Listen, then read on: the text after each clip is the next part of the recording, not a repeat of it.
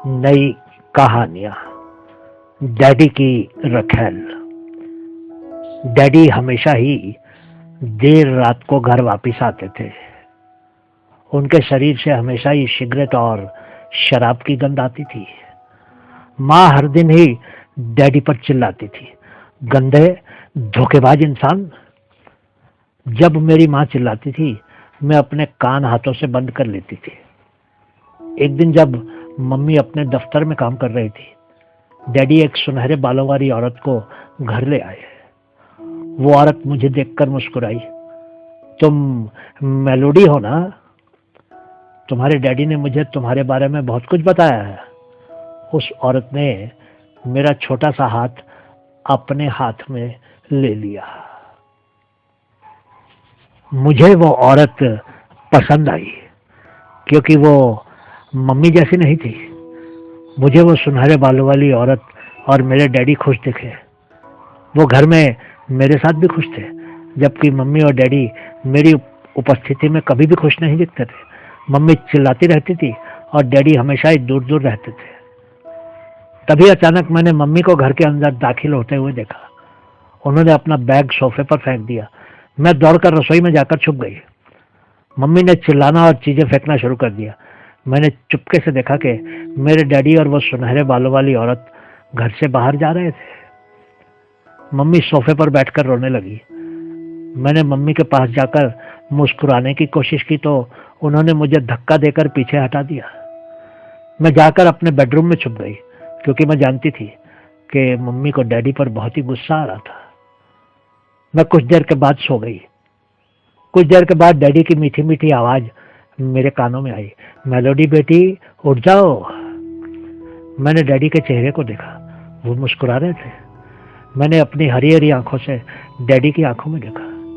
Daddy के हाथों और कपड़ों पर लाल रंग लगा था। मैंने पूछा, डैडी आप क्या रंग कर रहे थे? डैडी ने हैरानी से मुझे देखा और फिर सर हिला दिया। तभी वो सुनहरे बालों वाली औरत भी कमरे के अंदर आ गई। उसने डैडी के कान में कुछ कहा। डैडी ने मुझे उनकी बाहों में उठा लिया और कहा, अब तुम मेरे और कैली के साथ रहोगी कुछ दिनों तक, ठीक है बेटी? वो मुझे उठाकर कमरे से बाहर ले गए। मैंने सर हिलाकर हाँ कर दी थी। डैडी मुझे उस सुनहरे बालों वाली कैली के घर ले गए। उसका घर हमारे घर से बहुत बड़ा था। डैडी और कैली वहां मेरे साथ खेलते थे और कैली कभी भी डैडी पर चिल्लाती नहीं थी। दूसरे दिन सुबह ही घर के दरवाजे के पास के गलियारे से जोर जोर की आवाजें आने लगी। नीली वर्दियां पहने 5 लोग अंदर आए और उन्होंने डैडी और कैली पर अपनी पिस्तौलें तान दी और कहा, रिचर्ड बार्नेस और कैली एल्बर्ट, हम तुम दोनों को लिंडा बार्नेस की हत्या और उनकी बेटी मेलोडी बार्नेस के अपहरण के अपराध में गिरफ्तार करते हैं। डैडी और कैली को हथकड़ियां लगाकर वो लोग घर से ले गए और मैं वहीं अकेली रह गई। मम्मी मर चुकी है और डैडी अब जेल में है। वो जीवन भर जेल में रहेंगे। मैं अब अकेली एक अनाथ आश्रम में रहती हूँ और उस लाल रंग के बारे में सोचती रहती हूँ जो मैंने उस रात को डैडी के हाथों और कपड़ों पर देखा था। वो लाल रंग नहीं, मेरी मम्मी का खून था। मेरे डैडी किसी चीज पर रंग नहीं लगा रहे थे, बल्कि मेरी मम्मी की हत्या कर रहे थे। अब मैं अकेली बैठी उस डैडी को जिनके साथ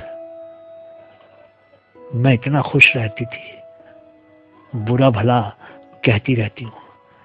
आज मैं जहां हूं, डैडी जहां है, कैली जिस जेल में है और मम्मी जहां है, वो सब कुछ डैडी की रखेल के कारण ही है। अब मैं जान चुकी हूं कि डैडी की दूसरी औरत से दोस्ती कभी भी परिवार को जोड़ती नहीं, तोड़ती ही है। बहुत बहुत शुक्रिया।